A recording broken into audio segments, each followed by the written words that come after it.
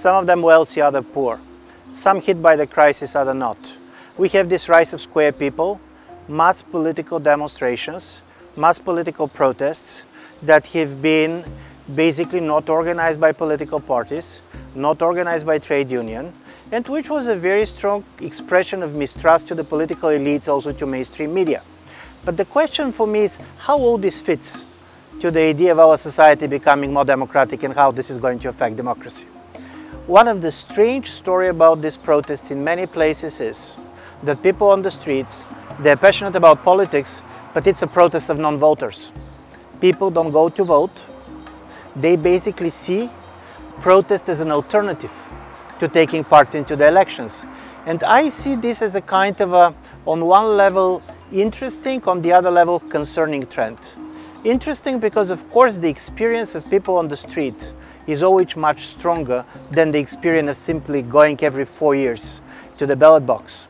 But on the other side, we can see to a great extent that this type of political energy that have been created by the protests can be mobilized for very different political purposes.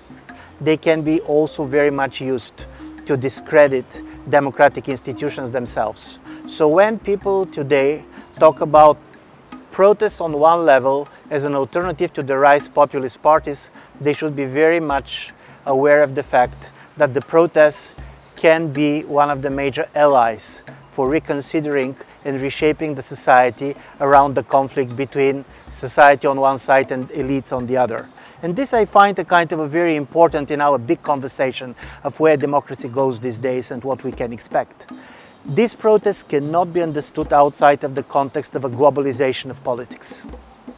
What makes protests so important for people is that it's not about their own national state, they're in a certain way touching to the global public opinion. But on the other side, some of these protests are also part of the revolt against globalization and the constraints that globalization puts there.